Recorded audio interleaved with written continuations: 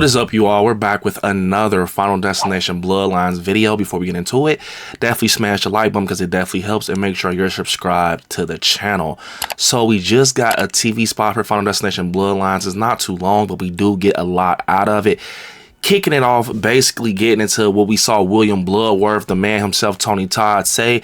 He talks to this group that's going to be in these situations in Final Destination Bloodlines and tells them a way to break the cycle.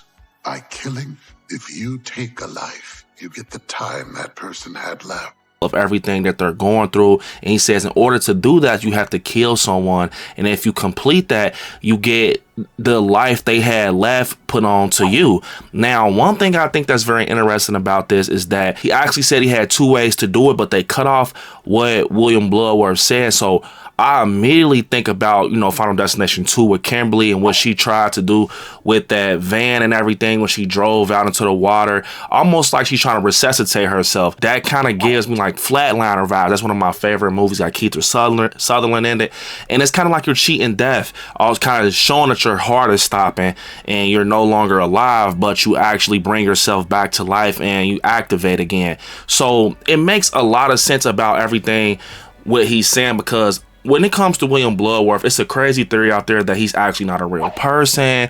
He's the Grim Reaper and things like that. And I think with him saying this, it kind of almost makes me think that my theory was true that I said in a couple videos a little bit back about him being in that tower with Iris, because it was a lot of people in there and she saved a lot of people's lives. So what if Iris actually saved William Bludworth's life? And the fact that both of them through these trailers we're seeing have the most knowledge on everything about cheating death and this formula and on how to break the cycle. We even see Iris have this like guideline book or whatever. She gives it to our granddaughter Stephanie to help her. So what if actually William Bludworth and Iris are actually in contact, and they are the only two that knows how to do it because they actually cheated death? And what if it's something also like this, where basically after that happened with Iris and she saved those people, and maybe she was in contact with William Bludworth and he told her like, basically, you saved my life, and basically death is on the way to come get him. But with him being a mortician and working in a morgue and everything, I'm pretty sure that's how Flatliners formula was, that he probably stopped his heart at that point and cheated death. And when you sit here and think about it, that kind of makes sense. And that's why he has all this crazy knowledge on it. That's why he knows when, you know, something happens, like when death starts to kick up, he knows what to tell him. He knows how to break this cycle. We also see in his TV spot, he asks which one of you guys are next. And which one of you is next? And both of the brothers point at Bobby. And we know about some footage that we seen at CinemaCon, which I'm not going to get into too much. I'm not going to tell you all, so you don't got no worries about no spoilers. Pushing forward, we kind of seen some stuff play out with that, and we know, I mean, at the end of the day, it's a Final Destination movie. People are going to be getting killed. Now, with Iris, she's like isolated. She's like behind gates. She's by herself, almost like, you know, she's very scared and afraid. So the big question I see a lot of people are asking is, how did the grandmother live that long after, you know, she cheated death? Usually it catches up to you. So I think that, you know, that first method that William Bludworth actually tells us about killing someone, maybe Iris actually did that, and that's why she's so protective and she's out the way and she's isolated, because she took someone out. Now, remember, he said that if you take somebody out, you get their lifespan and it gets tacked onto your life. So I think, I know it sounds crazy, but what if he took out like a kid or something, somebody that was like a young age, like 5 years old or something? I know it's dark and eerie, but it's kind of weird that this happened also in 1968. We see a little boy that throws a penny off of the tower, and I'm pretty sure that's going to be the thing that dominoes everything. I know it sounds crazy because one little penny is dominoes the explosion, everything with the tower, and it says 1968 on it. So obviously this premonition takes place in 1968. So yeah, maybe it's something like that, where that's how she cheated death. She took out a kid and she got the lifespan because she's very old. You could tell by the gray hair and everything. And I think that's the way she cheated death. But something tells me that we're going to find out that William Bludworth and Iris, they have a crazy history, and it all kicked up and started from that tower explosion. And she just, you know, escaped it, and he was one of the ones that stayed in contact with her, because we see at a point that Iris gets on a microphone and she tells everybody like, hey, this is about to happen. You know, she has her premonition, and I'm pretty sure after everything happens, knowing the type of person William Bloodworth is, maybe he kept in contact, he found her, maybe it's going to be another flashback or something like that where he actually goes and find her. Like, what, how did you know this? What was going on? Because that was technically like the first premonition. So, and then she tells him, and then they probably try to sit down and find out how to cheat it together, and now we're here. So, like I said, I'm pretty sure when we get to this film, they're going to explain a lot of the stuff that I'm talking about, because a lot of this seems like it's going back to that first premonition.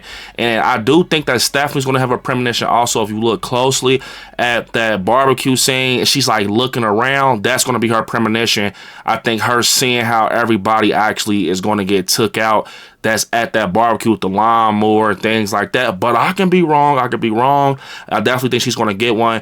And yeah, it all makes sense. I knew that was going to be something with William Bloodworth from Iris the moment we saw Iris and she looked at older, because William Bloodworth, man, he's been in all the Final Destination films. He kind of has like this presence. Once he comes, he stays for a little bit, then he leaves. And it's like, hey, when they usually do stuff like that in movies, he has to have like this crazy backstory. And yeah, either way, with William Bloodworth, he obviously had to have something that came to his front doorstep with death where he had to cheat it or get a knowledge on it, because he's very knowledgeable on this. And I don't want to hear that, yeah, he's a mortician. Nah, it's something with a connection that's going on. And I think with this book, also this guideline book that Stephanie's going to get, I don't think it's just pages of the situations like with the plane, the log. I think it's going to actually be info with certain characters too, like that from previous Final Destination films. I feel like we might get some William Bloodworth info on there. She, you know, Iris might tell him how everything, tell Stephanie how everything started and, you know, how to go about it, the patterns. I think all that's going to be in that guideline book. When William Bloodworth says this to the group and the family, it definitely is coming from Final Destination 2 and 5. These are the same methods that we've seen in both of those films. And remember, he told Sam in Final Destination 5 when they was by the truck or whatever, the ambulance, and he tells them they got to take somebody out. And that's how it leads up to those crazy scenes with dude with the pistol and everything. So I think that, yeah, the second method is to resuscitate, just like Flatliners. You got to stop your heart and bring it back to life to kind of cheat death, and you go from there. And I think that's what William Bloodworth probably did, and I think that's the whole thing about him being a mortician, because, you know, morticians, they're familiar with death. They know the formula, they know about embalming fluid, things to, you know, bring people back, how to stop hearts. And I'm pretty sure if he works in that type of community, someone probably helped him. It feels a lot Flatlinerish, to be honest, if I'm being honest, but I can be wrong.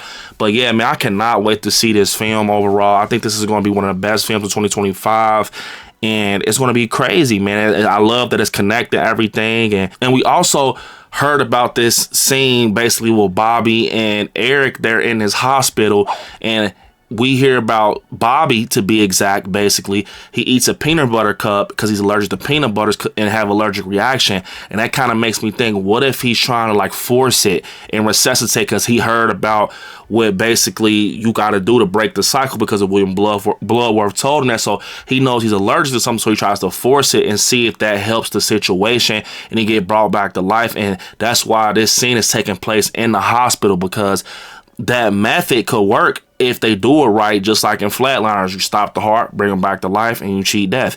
And that's why they probably are doing it at a hospital, so they can somehow, some way just use the, I forget what you call them, when you're like clear, maybe they can hurry up and try to do it. I don't know, it may be something crazy happens, like a freak accident. But yeah, you all comment down below what you all think. I will be in the theaters day one to see this.